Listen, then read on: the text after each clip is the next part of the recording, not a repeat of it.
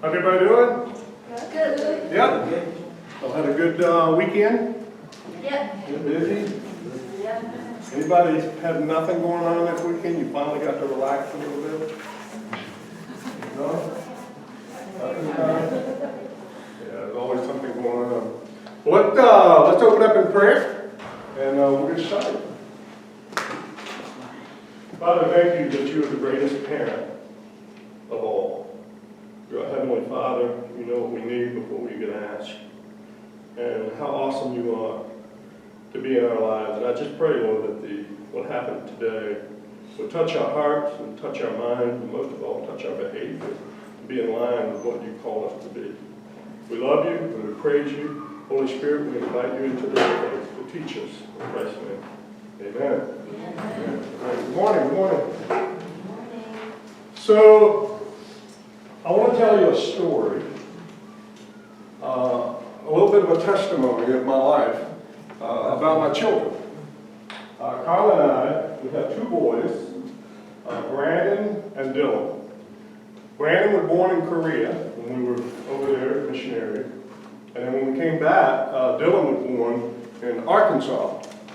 And well, we had no idea. There's, the Bible. People say, well, the Bible is your parenting manual. We're reading in the Bible like, well, where's the manual at? Where's the specific thing?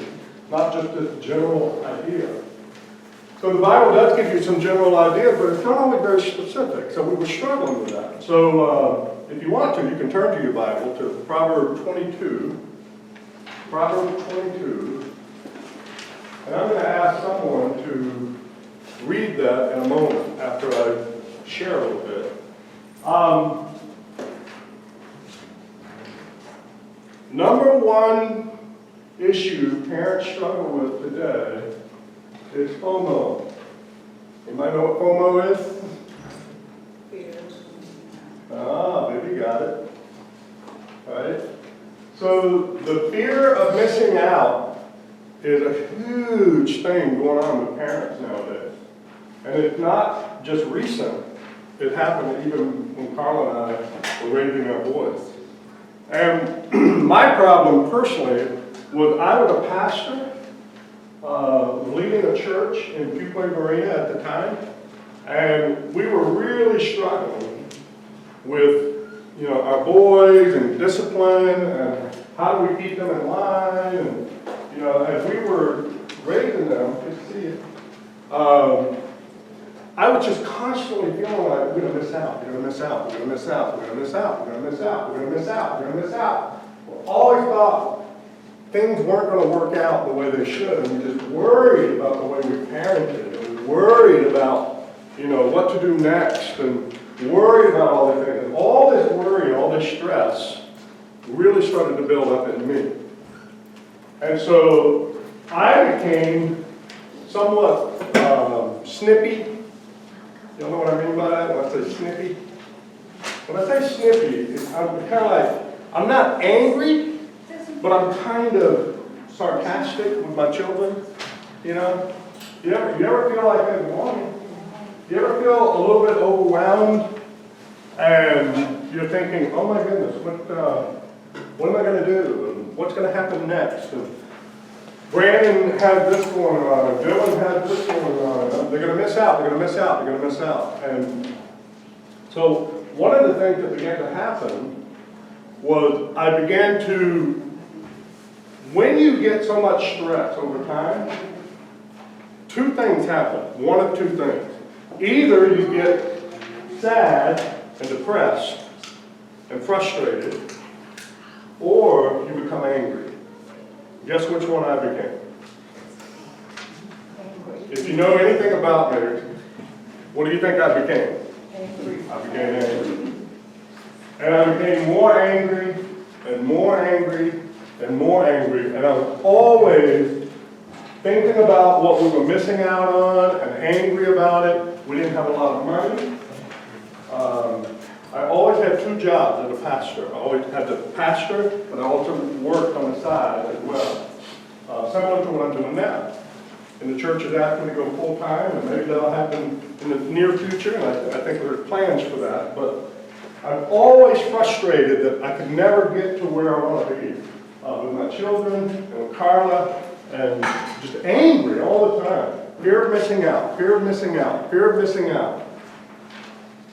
One day, my kids are teenagers now. And Carla's going to talk about the younger years and strategies and stuff, but the strategies may come later in the workshop. This is a taste of a workshop we're going to have in January, a 2-hour workshop here. So this is just a taste of that particular workshop. And so she'll be sharing some of that in just a moment. But I just became angry and frustrated, and we went to the church to set up chairs. I was the pastor. We had people to set up chairs, but this particular Sunday, they needed some help, and no one else was there at the church.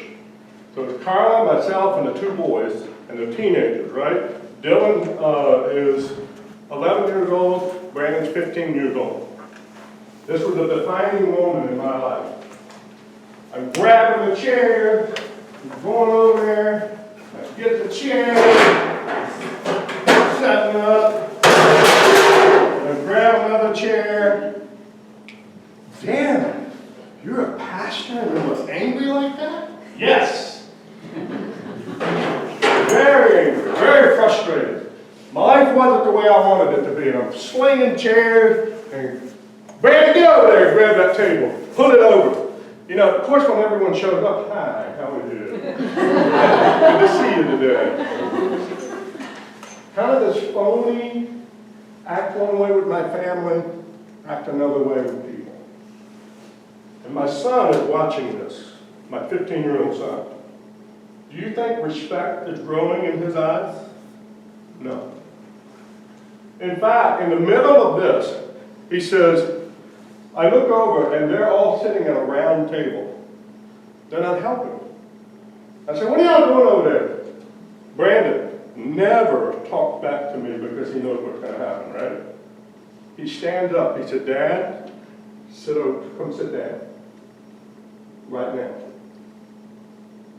Well, I was shocked because he doesn't talk to me that way. So I go over there and I sit down. He says, Dad, we cannot live this way anymore. This is wrong. This is not right. You're training us to be godly, but you're not acting very godly. And he's crying, and I begin to cry. You know, strong men don't cry, right? But I begin to cry. I was crying. She's been crying the whole time. Right? My son Dylan's over there playing Minecraft or whatever it was back in the day. And it changed my life. It was a wake-up call for me that if I'm going to live my life with fear of missing out all the time, I'm either going to be frustrated or I'm going to be depressed. And neither one of those is good for my children.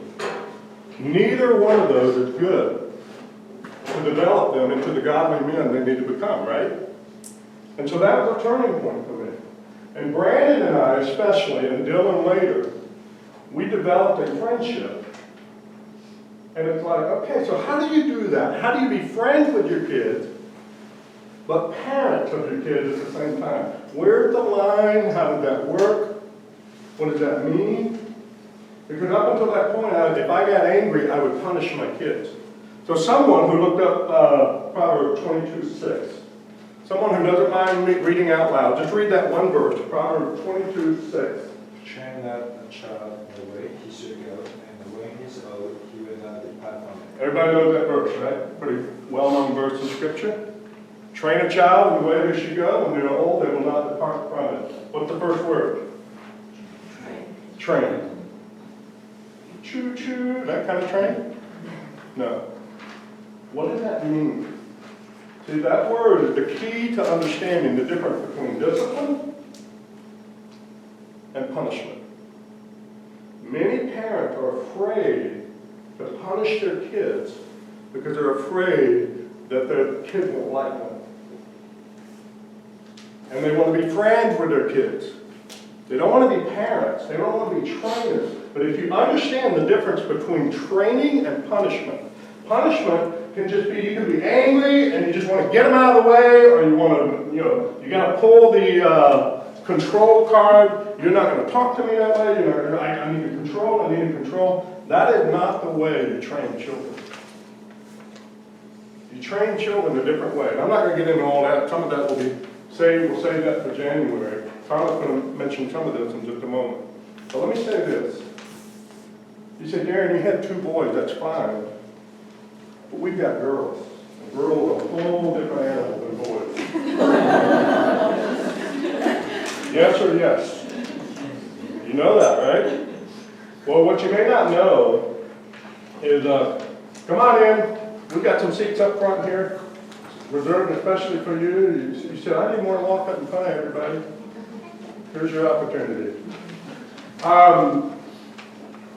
What you may not know is Carla had a daycare for 21 years. And she had, of course, little ones who were babies until they grew up to, kindergarten and so forth.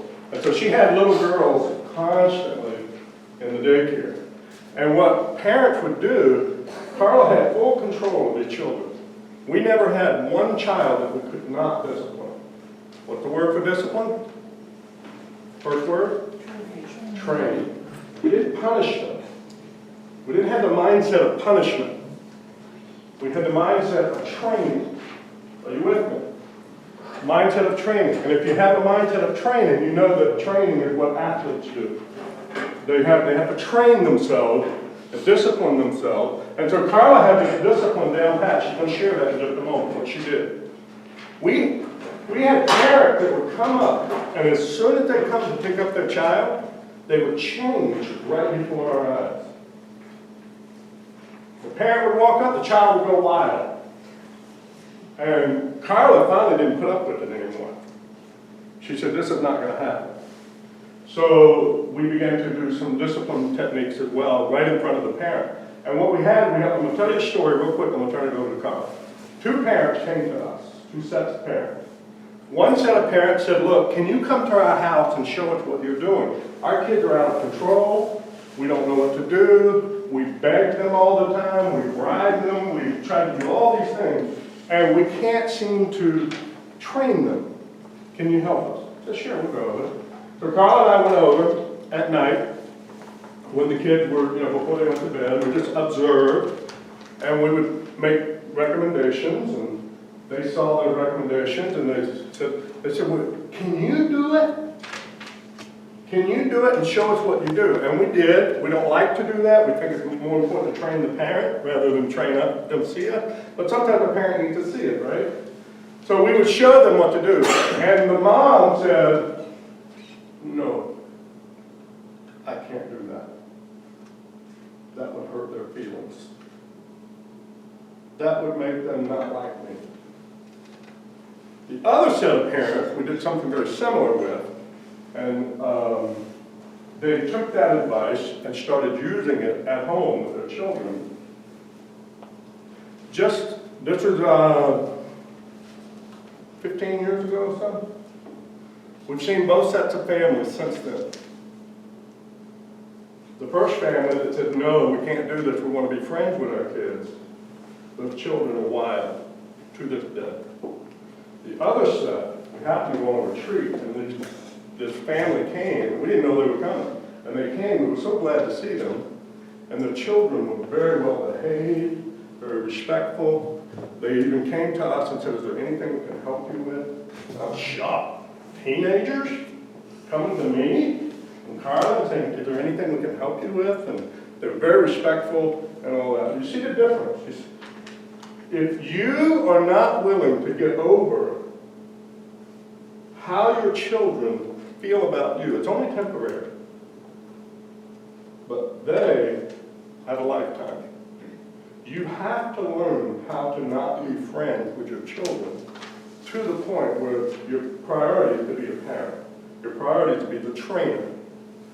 Now there's the other extreme where all you're doing is training and training and training and training, and you don't want to fear of missing out, fear of missing out, fear of missing out. I'm going to put them in volleyball, I'm going to put them in this, I'm gonna put them in that, and I'm gonna have all these opportunities, because college requirements, and they gotta get in the best school, and all these things. All the things that Asian parents understand what I'm talking about right now, right?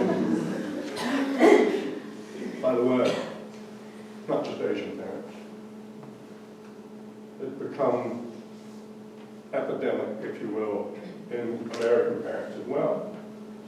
And the managerial parent wants what's best for the child, but they so want what's best for the child that they haven't built a relationship with the child. The child grows up knowing all these opportunities, but they don't know their parents very well because there's no time. There's no time to get to know their parents. Homework, activities, extracurricular activities, college application, thinking of this and that, and then by the time you want to be friends with them, it's too late. So, with all that in mind, we're going to talk about that in January 27th. We're going to pencil that in. It's pretty much confirmed, but we need to confirm it for sure. January 27th, we're going to have a 2-hour parents conference right here. Okay? So if you want to be part of that, great. Carla's going to give you a taste. What do you do if you really want to train your child? How does it work? Because I try to train them, but they don't listen to me. Why don't they listen to me? All right, so Carla can come and share. And she's going to do the handout itself. Anybody else need a handout? Anybody got one? Got something? Right there. Good morning. So this morning I'm going to share with you the 3 C's of parenting. Maybe help it to be a little bit more memorable.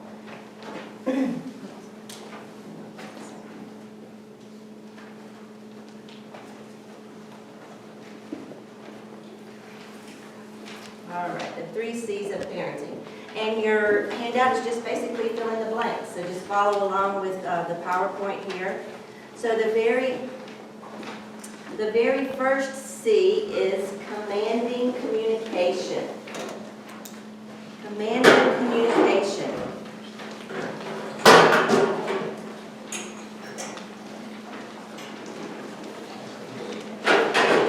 Give you all 3, and then we're going to break them down a little bit, okay? The second one is compelling consequences.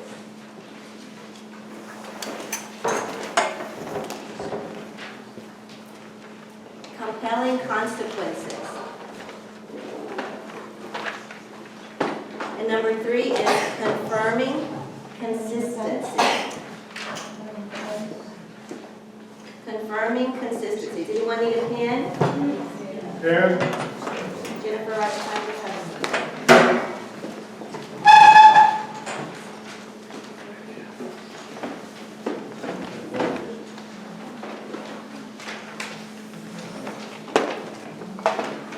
Pen, pencil.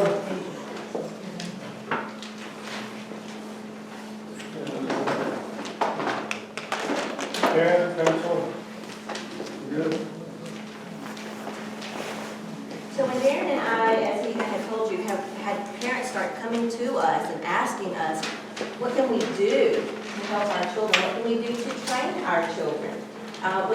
It was kind of like intuition for us. We just did what we felt like God was calling us to do, but we didn't really have a system, so to speak. So we began to research, and we found a man who claims to be the parenting guru. He's a Christian man named John Rosemond, R-O-S-E-M-O-N-D, Rosemond. And this is where the 3 C's come from. He has actually extended it to 5 C's. Today we're going to talk about 3 of those, and then at the parenting workshop in January, we'll talk about the other 2. And we'll go into a little more detail with these 3 in that workshop as well. So commanding communication, compelling consequences, and confirming consistency. Now let's talk about commanding communication. What does that consist of? First is the voice, okay?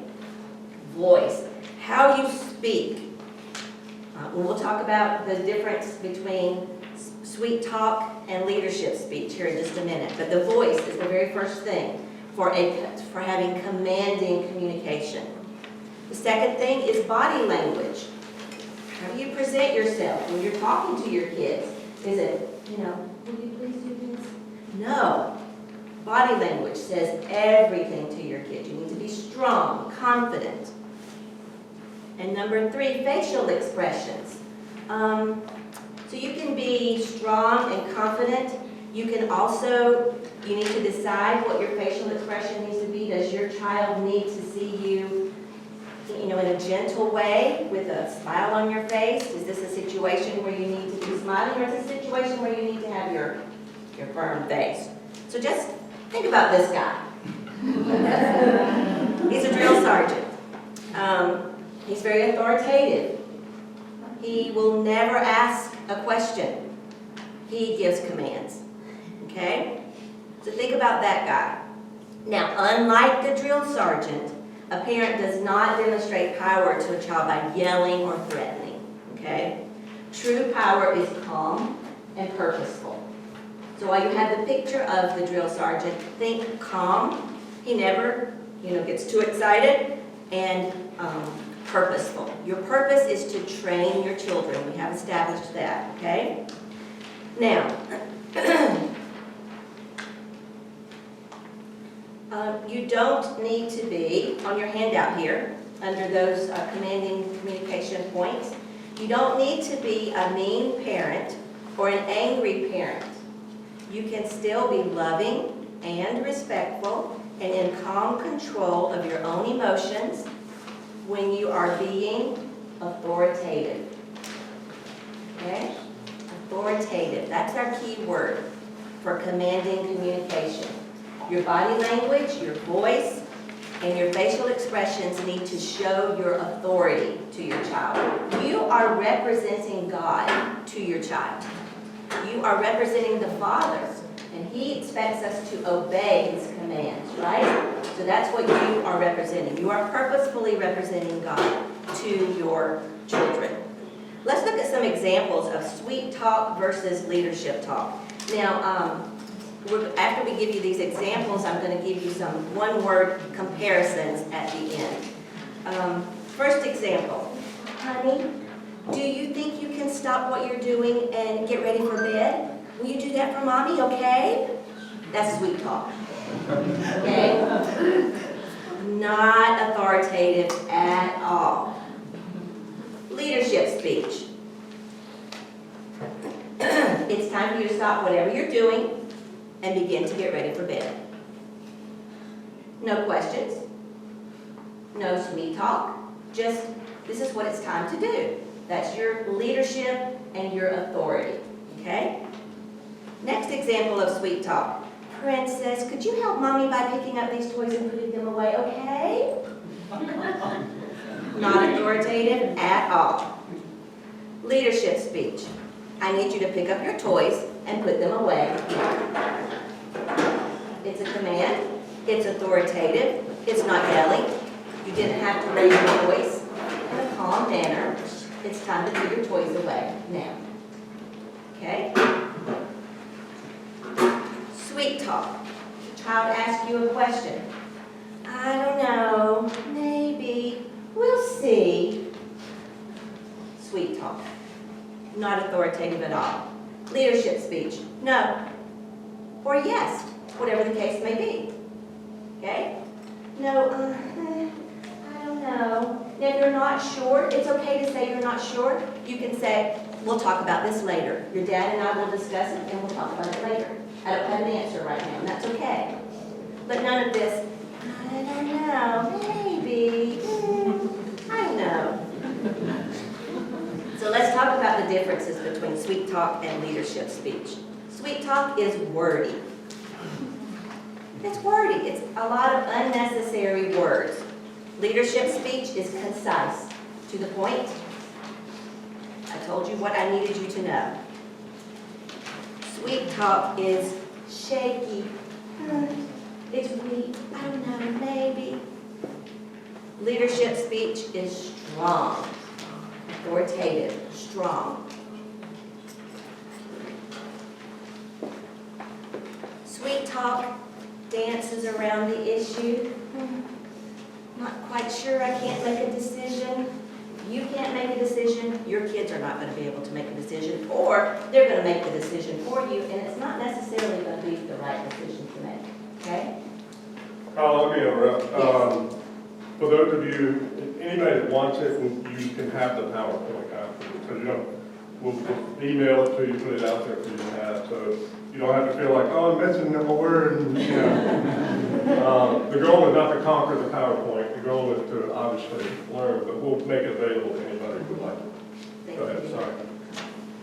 So Sweet Talk dances around the issue. Leadership speech is straight to the point.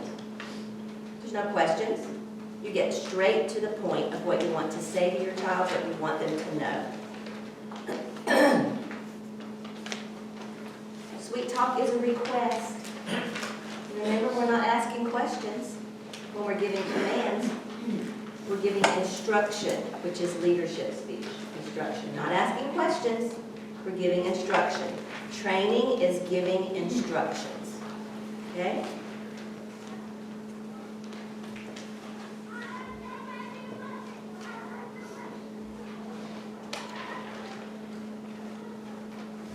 All right, commanding voice only has power if the child knows there will be actions that follow it up. You can talk all day till you're blue in the face. If they know you're not going to take any action on what you have just said, doesn't matter. It's not going to mean anything. So that leads us to number 2 of the 3 C's, compelling consequences. Okay? So let's talk about what is a consequence. When I hear the word consequence, I think negative. I think, oh, it's a punishment. But that's not what the dictionary says a consequence is. A consequence is the result or effect of an action or condition. It's what happens. It's cause and effect. You did this, this is the consequence. It could be positive, it could be negative, okay? So let's talk about what compelling consequences should be. They can be positive or negative. That can be rewards or punishments, whatever the case may be. You're training the child. If they do something great, let's reward their positive behavior. We want to reward their positive behavior. Let them know that you're proud of them. Some parents have a hard time letting their children know they're proud of them because they feel like that might make them weak. That can not be further from the truth. Be strong in your praise for your kids. Let them know how proud you are of them when they do positive things. From little bitty all the way to college age kids. They need to know that you love them and that you're proud of them. But you also need to be able to punish the negative behavior. If there's no balance, then it's not going to work. Okay? So in the parenting workshop in January, we'll talk about some actual things you can do, some practices you can put into place to be able to reward and punish balanced, in a balanced way, okay? Number 2, consequences should be used conservatively, and here's what I mean by that. When they are used liberally and very freely, the parents are guilty of trying to micromanage the misbehavior or the positive behavior. Any type of micromanagement will result ultimately in negative outcomes. So you don't want to constantly, oh, you did good, great job. Oh, you did bad. You need to get better, do better. It doesn't have to be a constant thing. Just incorporate it in your daily life. So it's not like something that's unexpected and like overly done. It just needs to become a flow of your daily communication with your children. And that comes in with relationship, as Darren has said. When you build that relationship, you're going to begin to give positive feedback and negative feedback as the children need it.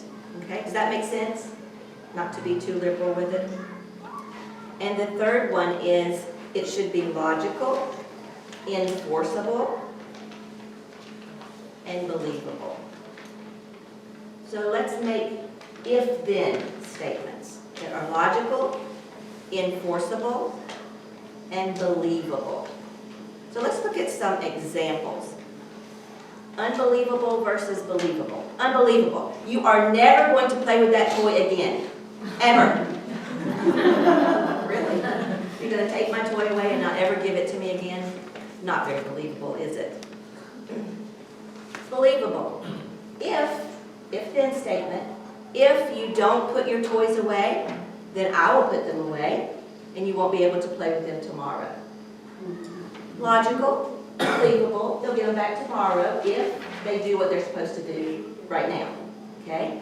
If, then, okay? Make sure that you choose a consequence that you can follow through on enforcing and that you can carry out calmly. You cannot really, I mean, you could take the toy away and never give it back to them, but it's just not realistic, okay? You paid a lot of money for that toy. You don't want to just toss it. You want them to be able to play with it again, especially if it's an iPad or something like that, okay? So make very believable statements that you can follow through with. If, then are very good statements to form, okay? That leads us to number 3C, confirming consistency.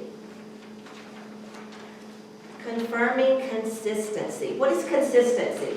Someone? Anyone? What's that? Doing the same thing all the time. Consistency. Follow through, right? Okay?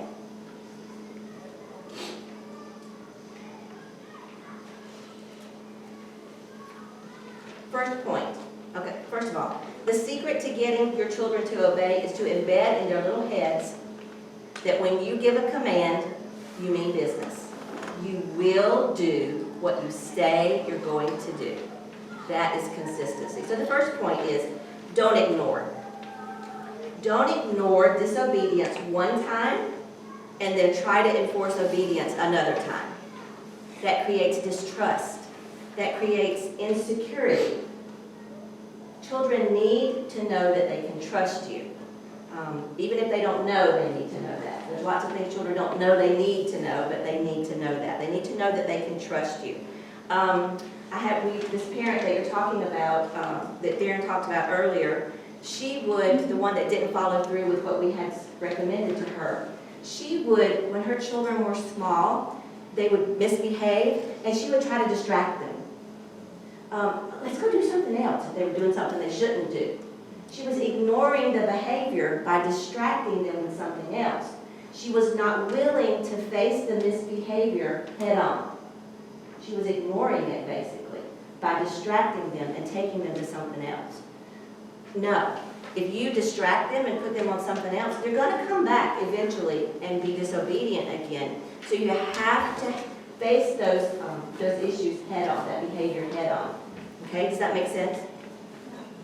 Okay, number 2, don't give warnings. No counting, please. 1, 2, 3, 4, 5. You didn't do what I said to do. You better get it done right now. I'm giving you to 5 again. No, please, no counting, okay? No counting, no warnings. It delays the inevitable. And once again, it creates doubt. Is she really going to do what she said she was going to do? She's giving me a 5. She'll probably give me a 10 next time. You know, they're not going to believe you. It's not believable, okay? Instead, just do it. Get up and do something to make sure that your instructions are followed when you give them. Your children must be conditioned to know if you say it, you mean it. Otherwise, they're not going to believe the words you say, and they're not going to be trained positively. Okay? Now, the 3 C's are great tools, and there's lots more we can say about that, and we will say in the workshop in January. But really, it's more than about how you talk, what your facial expressions are, how you look, how you stand, whether or not you enforce it. It's about your whole relationship with your kids. It has to start with relationship. Are you generally respectful, loving, playful, and encouraging with your children? Have you developed a relationship of mutual trust with them? If so, then when you put the serious tone on, when your face becomes serious, when you start giving your instructions, and you follow through with your consequences consistently, then they trust you, and there's a reason for what you're doing behind what you do, okay? So effective discipline is grounded in what? Relationship. Say it so I can hear you. Effective leadership is grounded in Relationship. relationship. That's what your discipline needs to be grounded in. Relationship. It starts with a relationship with your child. So, stay tuned for the parenting workshop in January. Those are the 3 C's. Does anyone have any questions about those? I have a question. When you say no counting, and the first you said don't give warnings, I just want to know why we cannot give warnings. Like we can give them kind of one warning before you follow, right? That's weak, in my opinion. Okay? They need to know when you say to do something, do it now. Does a drill sergeant give a warning? Does a teacher at school give a warning? Well, the teacher at my school actually gave warning. That's why I wanted to understand like, what is the reason behind that. You give a warning when you give them the rule. That's when you give the warning. And you make an if-then statement. That's when the warning is when you set up the boundaries. But once the boundary is known, and once the warning has been given when you set it up, then you don't keep giving warnings later. Because they already know the rules. And let me tell you something, kids today have levels of anxiety like never before. One of the main reasons they have so much anxiety, they have no boundaries. Kids do not like boundaries on the surface, but in their heart, they love boundaries. There's no other group of people who are going to create the boundaries in their life, not teachers, not the youth pastor, not anyone else in their life, other than the parent. The parent has the highest level of influence on their child for boundaries. Once they have boundaries, they can relax. This hippy-dippy idea, oh, I just want my kids to explore and figure it out, and they can do what they want and all that, they will have such levels of anxiety because there's no boundaries. They don't know where to go, they don't know what tolerated, what's not.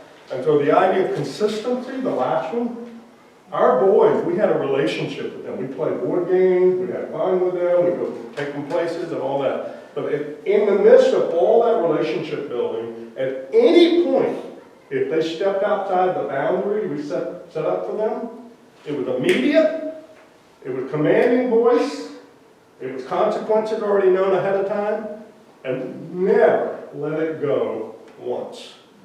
Because once a child said, well, if they let it go once, this might be the time, next time that they're going to let it go again. And so then you have these parents that say, I spank my kids, I yell at them, I do this, and they won't listen to me because you're not consistent. Oh no, I do it a lot. It's not a lot. It's every single time they walk outside the boundary, you have to nip it in the bud, right then. And you feel like you're being mean. Some of you already are thinking, I'm going to have to kill my child. You know? But I'm telling you, if you didn't start when they were young, and they're 7, 8 years old now, 11 years old, whatever, it is harder to change. But it can be done. But it can be done, and we've seen it many, many times. And the kids feel safer once their parent set up the structure for them. They feel safer and their anxiety level goes down. Now, I'm not talking about helicopter parents who do everything for their kids. I'm not talking about that kind of structure. I'm talking about you giving them independence. You're giving them decision-making capabilities. I could keep talking, but I'd rather listen to your questions. And I don't know if that helped, Vivi, with why we don't do warnings. Okay, so a follow-up question will be, actually I got 2 questions, sorry. The first question is, the sweet talk, does that mean it needs to be animated at all? That's my first question. The second one is a follow-up based on what you have told me. So for the ones that I gave warning, is there any like damage control or any actionable item that we can do to fix that? That's two of my questions, thank you. You mean like, since you've been given warnings up until this point, is there now? Sit down and have a talk. How old are your kids? 5 and 7. 5 and 7. They're old enough to know mom means business, dad means business. Okay, here are the changes that are gonna happen in our home. I'm not gonna give warnings anymore. And then you have to be consistent. You have to follow through. If you say that and then you begin to give warnings again, oh, she didn't mean what she said. And sweet talk, the answer to that question, eliminate it completely. It is not, when you are giving instructions, Okay. I will say that. Praise, sweet talk. Oh, honey, you did such a good job. I'm so proud of you. That's our mom voice. Okay? That's just the way we do it. So great, positive reinforcement, use the sweet talk. When you give it instructions, use your leadership speak because you are the leader. You have to see yourself as the leader to be the leader to your child. Does that make sense? Yeah, we're not trying to train you to be mean people. No. Thank you. Well, you need to be mean to your kids. That's not what they're training here. We're only talking about the part where you have to exercise leadership Sure. and training. You have to be strong. You cannot be weak. Children will spot weakness a mile away and they will jump all over it. I think a good story to tell them is when you disciplined Brandon that time and your mom was there, and the difference between sweet and firm. Okay. Tell that story. Wonderful story. So And my- Jennifer, I know you got a question, so we'll. And we have a question over here too. Okay. My mom was visiting because our second child was born. So Brandon, the oldest, was 4.5 at the time. While she was there, he did something that was not right. Well, I immediately disciplined him. And I disciplined him harshly because I don't remember what it was, but it was something he should not have done that was serious. So I got down on his level and I said, here's what you've done and here's what the consequence is. Now go to I did the consequence, sent him to his room. I said, now go think about it. And so a few minutes later, probably 10 minutes later, he came back into the kitchen where I was, and my mom was standing at the sink washing dishes. And he said, Mommy, I thought about what you told me. I said, well, let's talk about it. What did you think about it? He told me, I should not have done this. I'm sorry. I gave him a big hug. I said, wonderful. Now let's move on with our day. I love you so much. And Mommy just wants you to do what's right. Okay, Mommy. I love you too. Big hug. He goes on and plays. It's over. He feels safe. He feels very safe. There was no yelling. There was no, I can't believe you did that. There was no sweet talk. It was, this is what you did. Here are the consequences. Now let's talk about it afterwards. My mom, after Brandon left the room, my mom turned around to me and said, you should not let him back in that quickly. You're being too nice to him. You're being too soft. He realized what he did She had a wrong. wonderful childhood. My parents' way of doing things was to keep you separated. If you did something bad, they want you to feel the shame, and they want you to feel the separation. So they wouldn't let me come close until I had, just kind of sat in the mire and the muck of the whatever I did wrong. But that was not, I don't believe that's the way the Lord wants us. We're not promoting that. So when I told my mom, I said, Brandon knows what he did wrong. He had the consequence. And now we can move on with our relationship intact. Even though he's 4.5 years old, he trusts me and he knows that I love him. So that's the balance, I think. Yeah, that's what I'm going to say. Everything is about balance. Everything. What she said, maybe extreme, and not extreme is like you said, to let your child fail, got punished, they got separated, they got Right. ashamed. They need to be ashamed for all those, but that's too extreme. Right, Whatever we need to do, that just need to practice and balance out. exactly. Practice, practice, practice, and be consistent. Well, we know Asian culture is based on honor shame. And so you gotta weigh that. Honor is a real thing, but so is shame. But you don't want to overuse shame and ruin your relationship. Like you're trying to be the big guy on campus or whatever, It doesn't work that way, not with children. They need to truly feel sorry for what they've done, and Yes. that's shame. But it's a positive kind of shame. It is. That they need to- God gives you godly sorrow, not worldly sorrow. So, okay, Jennifer, you've been very patient. Thank you. Thank you. So my struggle is many parents maybe relate is can be consistent with multiple kids at home. because their age or gender or even personality. Something works like a charm for one kid, something that works for another kid. So my Sure. struggle is like how to be consistent at home with multiple kids. My answer to that would be you be consistent with that child as what they need. So, for example, my sister and I are extreme opposites. I was the compliant child. My mom told me to jump. I said, how high? And I jumped, okay? My mom told my sister to jump. She puts her hands on her hips. Why? And then she would walk in a different direction, mouthing the whole time. That was just the difference. Well, so you deal with that child how they need to be dealt with. I didn't get nearly as many spankings, and I believe in spanking. We believe in spanking. Many people don't. I didn't get as many spankings as my sister did because she needed more than I did. Just Some children you can look at and they will melt.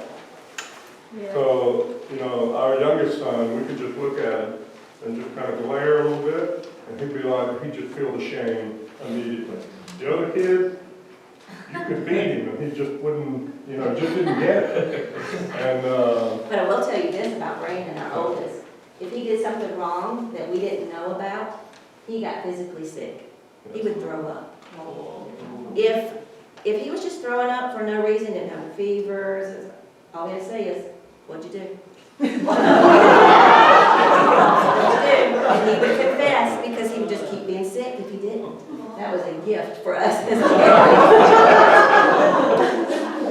That was unusual. Yes, ma'am. Yeah, I'm just wondering, all the principle we taught today is for all the children's ages, or more for like for teenager? It helps to start before they're a teenager, but it doesn't hurt to put it into place as a teenager. Like I said earlier with Vivi, sit down, have a talk with your kids. This is the way we've been operating as parents. There's going to be a change. As parents, you can just say, we feel like God is leading us to be better leaders to you, better trainers to you. Help them to see that this is for their sake. And then just begin to put those things into practice. Sit down and talk with them about what those new things will look like. yeah, for teenagers, the consequences may be different. We believe in spanking, but when we say spanking, we don't mean beating a child. That's not what we mean by that. I grew up, and you know, my dad would whip the bell out, and, and I mean, like, you could hear every bell go. We were horrified right there. But that's not the way we did with our children. When we say spanking, we mean a quick pop, you know, like a grab the hand, pop them, or a lot of times Carla didn't like the idea that we were using our hands on our children. We don't want them to see our hands as a weapon. So we would tell them, go, when I was a kid, go get the switch, right? Go cut the little limb off the tree, and you had to go get the switch. So now, even in the daycare, every parent had to sign a waiver that we could discipline their children. But even in the daycare, we tell them, go get the wooden spoon. And some children, to your point, Jennifer, some children just having to go get the spoon with enough terror and shame that we would just, you know, when they brought it over, you might, you know, got bump them or whatever. But then there was the other kids that coming up with you with the face, thrusting the spoon in your mouth. I dare you to do something, you know. Okay, that's right. We follow through with that, and it would hurt, you know. And so whatever it takes to break the child's will, not their spirit. You don't want to break their spirit, but you do want to break their will. They are going to obey. And so you know what consequences they need, whether it's a teenager or a young child. You can experiment and know what to do. So basically, you mean even teenager, we should also, like, it feels like if a younger kids, you can set more structure for them. But if it's teenager, should we still set up structure for them, and their anxiety level will be higher without our structure set for them, or they should set them for themselves? Once they become a teenager, here's the thing. Before teenage years, before puberty, children are black and white. They're just black and white. It's right or wrong. They don't have the means to figure things out ahead of time. There's some exception to that, but overall, that's a true statement. So you don't need to reason with a child. Mommy doesn't like that. You know that hurts mommy's feelings, and dad's like, can you believe what you're doing to our family? Why are you having these conversations? Just deal with it right then on the spot. Don't put them, send them to their room, I'm gonna spank you later, whatever. Even in the grocery stores. Now, you can't do it nowadays to report your child services, right? So you gotta take them to the bathroom, you gotta take them back to the car, whatever, it's gonna happen right now. The closer the punishment, and I use punishment as training. The closer the training is, the consequences to the crime committed, the better. One parent told her, she said, she's not really listening. I said, tell me what you're doing. She said, well, she'll do it. I said, when we get home, then I'll send her to her room and think about it, and then I come. I said, it's too far down the road for her. And this was a strong-willed child, and I knew this child. I said, that's too far down the road. You need to stop the car right there, pull off on the side of the road if you have to, go to a parking lot or go somewhere, and take care of it right then. And she did, and the child changed, and that child was a teenager. But young teenager, right before puberty, tweenager, we call it, in between child and, puberty. Once they hit puberty, though, they begin to understand relationship in a way that little ones don't. That's where they try to get independent. I don't have to listen to you anymore. I got my friends. My friends are my new circle of influence. You're not my circle of influence anymore. That's how teenagers think. You want to encourage that. You don't want to be embittered to a child who's learning how to fly. You don't want to you don't hang out with me anymore. You need to have a strong enough marriage that your children don't substitute what you need in a relationship. That's a whole other conference, okay? All right? But that's important. It is important. The best thing for your children to see is not just all the discipline. The best thing they can ever see is two godly parents getting along and working things out and have a joyful marriage, right? Even if everything's not always joyful. Carl and I went through hell to make our marriage what it is today. But it wasn't always that way. And our kids had to see that. So there's some challenges there. I don't know if I answered your question. I hope I did. Did I dance around it? Yeah, so my question, so sounds like the answer to my question is the anxiety level is pretty high for little kids when they don't have structure, but it's not working the same way for teenagers. Am I right? Yeah. Teenagers have more stress and pressure on them than we ever had, or at least I had. I'll speak for myself as a teenager. So it's not that you're going to guarantee that their anxiety level goes down, but if you can guarantee that your house is a safe place of structure, that they can come home and feel safe. If they come home and they feel just as anxious at home because of the way things are, and they're inconsistent, and there's no consistency, and there's no godliness, and there's no joy and fun at home, then that's not good. So you have to work on the relationship a little bit harder with teenagers than you would young ones. Because young ones, you got a captive audience. Fair enough? To piggyback on what Darren said about parents and the relationship in your marriage, parents need to be on the same page when it comes to discipline. Yeah. Mom can't do one thing and then the kids know, oh, I can go to dad and get what I want. You can't. You won't be successful. You have to be on the same page. You have to talk about this ahead of time. And if it's a decision, if your kid comes to you and says, can I do this? And he's asking dad, and dad doesn't know what mom thinks about it, he said, let me talk to mom and we'll let you know. To the point. That's important. And that's very important. Very important. Candy? So I have some wisdom regarding the punishment. I know when the kid is young, it's easier. You set a reasonable and exact punishment.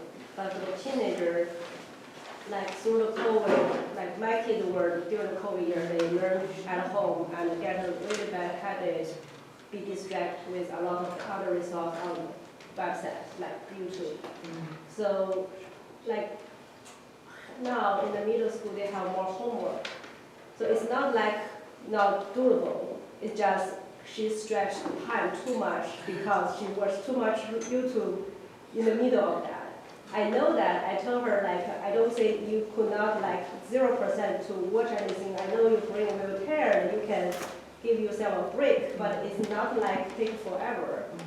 But to me, it is I feel struggling with set a reasonable and can doable punishment for this thing when it happened.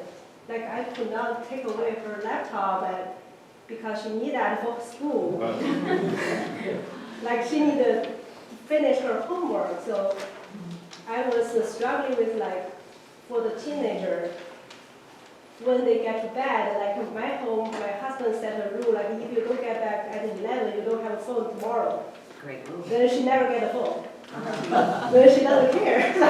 Right. Yeah, so it is hard to get that punishment, really, like idea into my head, like how to you set a reasonable punishment and they're willing to take it and try to avoid that during the teenage age. Here's my suggestion. Reframe that from a punishment to a reward. If you get your homework done during this reasonable amount of time, then you can have this. If, then. So you know that she wants to watch YouTube. That's something that she really, really wants to do. Use that as a reward for her. We try that, like we say, we don't block her. Like when I say, you can watch, like you finish your homework, then you can just watch. But it's just like how to break that bad I habit. get that. What you have to try, if you have to try it 17 times before you find something that works, fine. But here's what I recommend on that situation.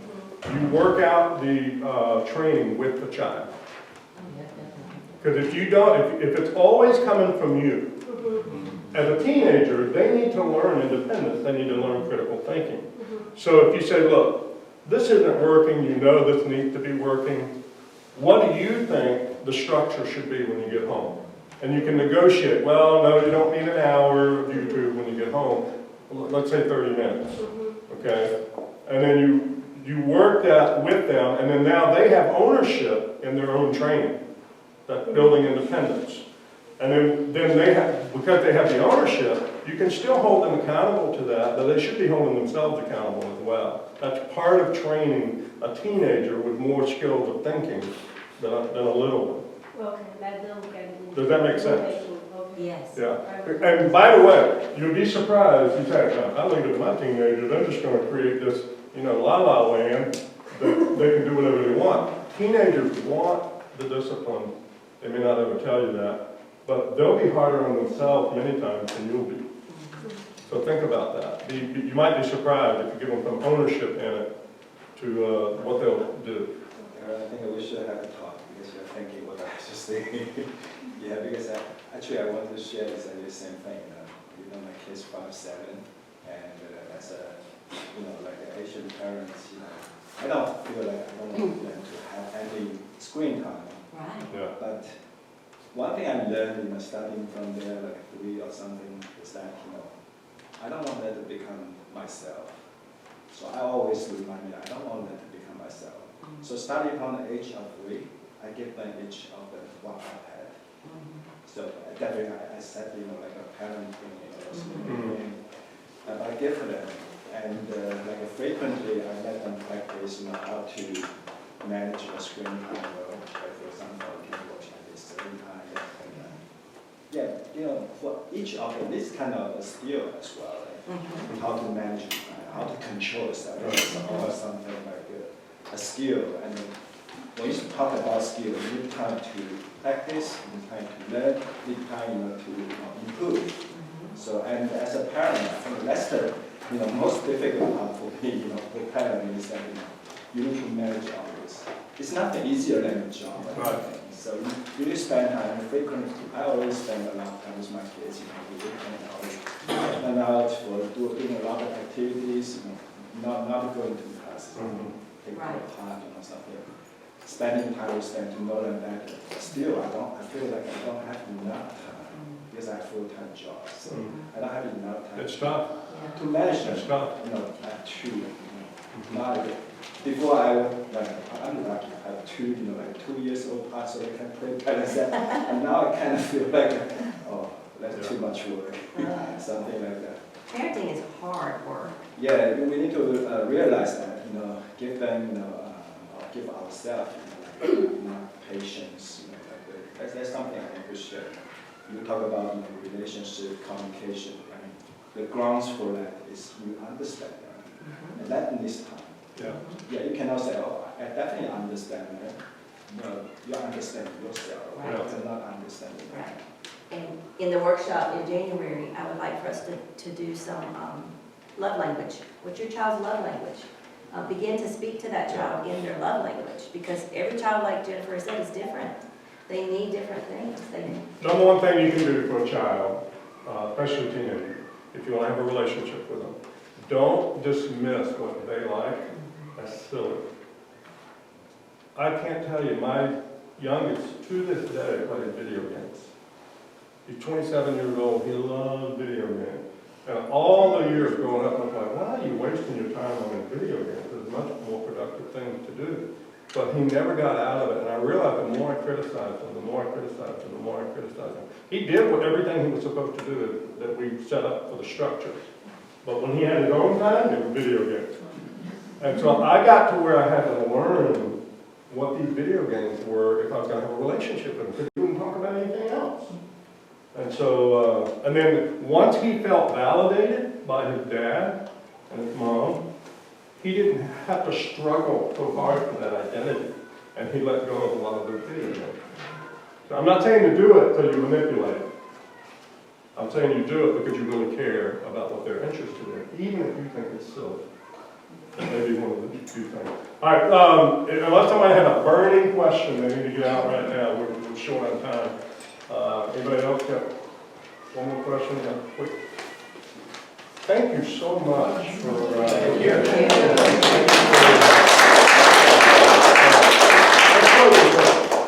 Father, thank you so much for that your word does tell us to train our children in the way they should go. And we know that all of that comes from you, Lord.